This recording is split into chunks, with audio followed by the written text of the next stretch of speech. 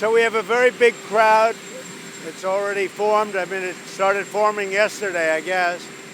We're going to Minnesota. Some of you are coming, I guess. I hope. If you have any questions, we'll do it really quickly because we're a little bit late.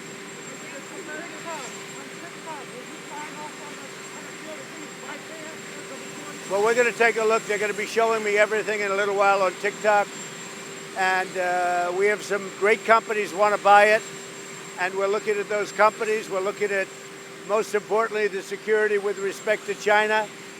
And we're going to make a fairly fast decision. I don't think we have to delay it too much, but we have some great companies and some very great interests. It's a, it's a pretty incredible asset.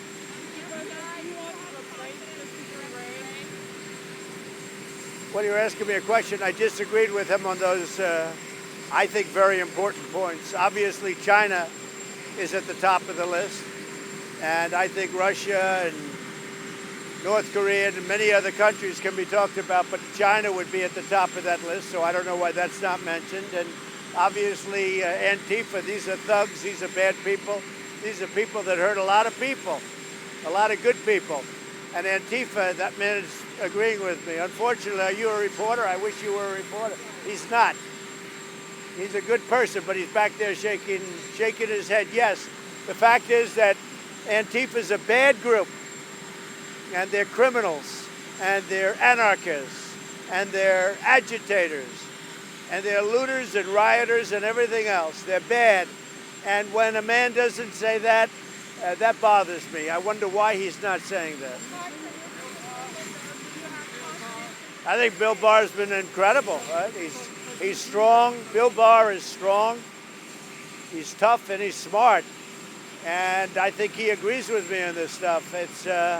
He sees what's happening with certain locations. Now, we can clean it out if the Democrat governors who are just weak or something's wrong, they're weak on crime, they don't even want to mention the words law and order. If they called us, like in Portland, we would have that situation taken care of in a half an hour.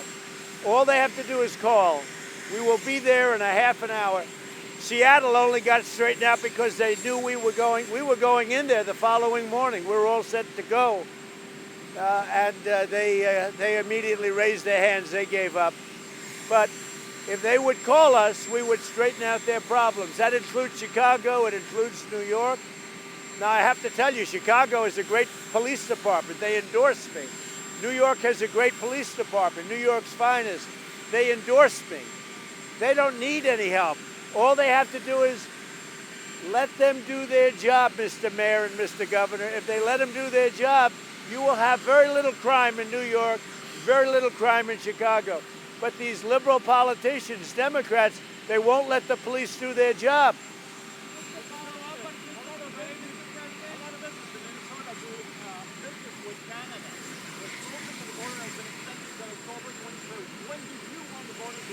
Well, we're going to see that. We're looking at the border with Canada.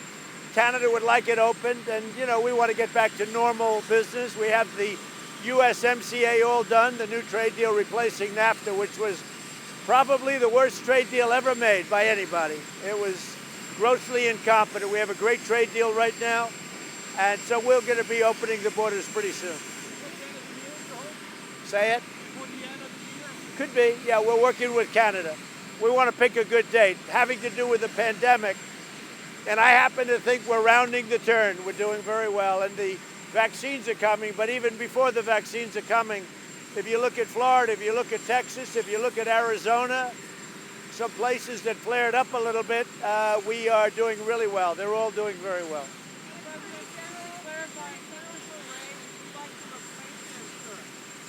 So we're looking at a lot of different things, and I did not like his answers yesterday, and I'm not sure he liked them either. I'm sure that he probably would agree with me. Antifa's bad, really bad, and if you look at it, who's the big problem? The big problem is China, and we can have others also, and I'm not excluding anybody, but the big problem is China, and why he doesn't want to say that certainly bothers me. Yeah.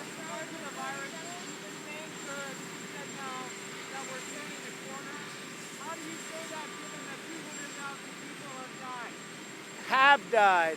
And projected, if you look at the initial projections, it was up to 240, 250,000 if everybody did their jobs.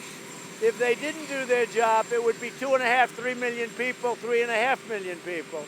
But you saw the same chart. So here's the bottom line. We should have lost nobody. China should have never allowed it to come out. Should have never, ever allowed it to come out. But the projections would be, if we did a really good job with the shutdown, which we did, it would be 240, up to 240, 250,000 people. You've seen those numbers, so have I. If we didn't do our job, it would be 3.5, 2.5, maybe 3 million people, We have done a phenomenal job with respect to COVID-19. We have done a job that was incredible. Look at the other side of it. Look at Biden, Sleepy Joe Biden. He had a thing called swine flu. It was a disaster, much easier to handle, much less severe, but it was a disaster. And his own man that was in charge of it said it was a nightmare, it was a disaster, they did a poor job, they didn't know what they were doing. Joe Biden doesn't have a clue. All he does is criticize. We've done an incredible job, whether it's the vaccines which are coming, the therapeutics which are already here, they're already here, and they've started, remdesivir and others. The plasma is working out incredibly well. Look at what happens. Look how much better people do if they do have to go and they do end up in serious condition. Look at how much better they're doing now because of what we've done therapeutically. It's been amazing. The numbers are amazing. We've done a great job. But then you have to take a look at swine flu, H1N1, okay, which Biden calls N1H1 because he doesn't know the name. The H comes before the N. It's very easy to remember. You take a look at the job he did where his own people and the man that was in charge said it was a total disaster, and worse than that. And they got very, very poor marks. We have done an incredible job. Throughout the world, I get called by prime ministers and presidents saying, sir, the job you've done is amazing. On testing, I'll give you a whole list. On testing, we have the greatest testing anywhere in the world. We're, I think, 60 million tests more than India, 1.5 billion people. Nobody has done the job that we've done. All right, thank you very much, everybody. Thank you.